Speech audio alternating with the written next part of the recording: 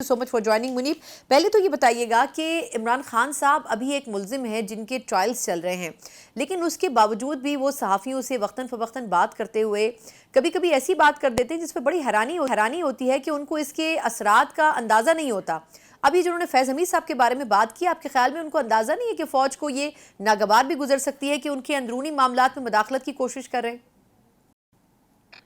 بہت شکریہ. دیکھیے، میرا نہیں خیال کہ عمران خان صاحب کو اب اس چیز کی پرواہ ہے کہ کون سا معاملہ فوج کا اندرونی معاملہ ہے، کون سا معاملہ فوج کے اندرونی معاملات سے تعلق نہیں رکھتا. اہم بات یہ ہے کہ عمران خان صاحب کو اس بات کا اندازہ ہے کہ فیض حمید صاحب کو جب سے تحویل میں لیا گیا اور ان کے خلاف جو کارروائی ہو رہی ہے اور جس طرح کی خبریں اور جس طرح کی ریولیشنز ان سے کارروائی کے بعد سامنے آ رہی ہیں، تو ان کو اس بات کا اندازہ ہے کہ آج نہیں تو کل ایک نیکسس تو جوڑ لیا جائے گا کہ عمران خان صاحب کے ساتھ جنرل ریٹائرڈ فیض حمید صاحب اپنی ریٹائرمنٹ کے بعد رابطے میں رہے. دیکھیے، وہ رابطہ جس کے بارے میں بات کی جاتی ہے، کیا وہ رابطہ محض گریٹنگز تک تھا، گڈ مارننگ کے میسیجز یا شب خیر کے میسیجز یا عید مبارک یا برتھ ڈے کے میسیجز تو نہیں ہو سکتا. وہ تو ظاہری بات ہے اس کے اندر کچھ اور ایسا ہوگا جس کے بارے میں کہا جا رہا ہے کہ وہ ایک بہت بڑا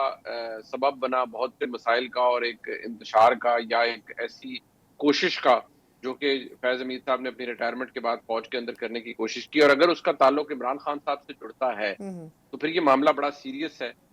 بے شک یہ فوج کا انٹرنل معاملہ ہے، میں اس لیے کہوں گا کیونکہ فوج نے ہی ان کو تحویل میں فیض حمید صاحب کو لیا اور ان کا ٹرائل کر رہی ہے. لیکن اگر عمران خان صاحب کو بھی اس پر اوپن کیا جاتا ہے تو پھر دیکھنا یہ ہے کہ جو آج رسپانس آیا ہے وہ دو طرح سے ہم اسے دیکھ سکتے ہیں. ایک تو یہ کہ وہ پریشان کن بھی ہے کہ عمران خان صاحب کے حوالے سے کہا جاتا ہے کہ اگر ٹرائل کیا گیا اس حوالے سے تو پھر وہ یقین مانے کہ اوپن ہی ہوگا. یعنی کہ اس بات کو خارج از امکان تو قرار نہیں دیا جا سکتا کہ عمران خان صاحب کو اس سے جوڑا جائے گا. لیکن جو اچھا ایلیمنٹ ہے اس کے اندر وہ یہ کہ اگر سیکیورٹی ذرائع یا فوج کی جانب سے آج یہ خود کہا گیا ہے کہ اگر آپ کا ٹرائل ہوا تو تسلی رکھیے وہ اوپن ہی ہوگا، تو پھر کم از کم وہ پھر اس لحاظ سے ایک حوصلہ افزا بات ہے کہ جس چیز کا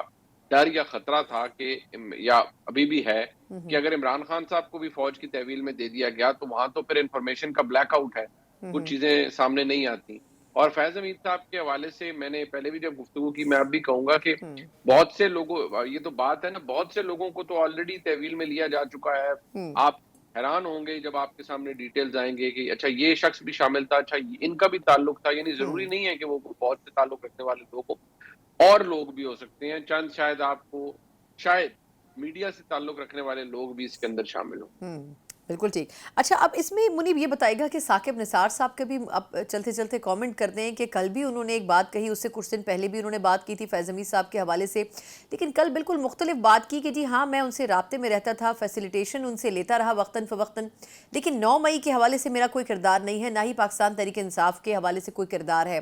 تو ان کو کیوں ضرورت محسوس ہو رہی ہے کہ وہ اپنی پوزیشن کلیئر کرے، جبکہ کچھ دن پہلے وہ کہہ رہے تھے کہ فیض حمید صاحب سے ان کے کسی قسم کے کوئی روابط نہیں تھے؟ دیکھیے، جو بات کل انصار عباسی صاحب ایک بڑے زیرک اور بڑے ویل کنیکٹڈ صحافی ہیں، جو ان سے ان کی سٹوری میں گفتگو آئی، اور میں اس بات پہ کہتا ہوں کہ انصار عباسی صاحب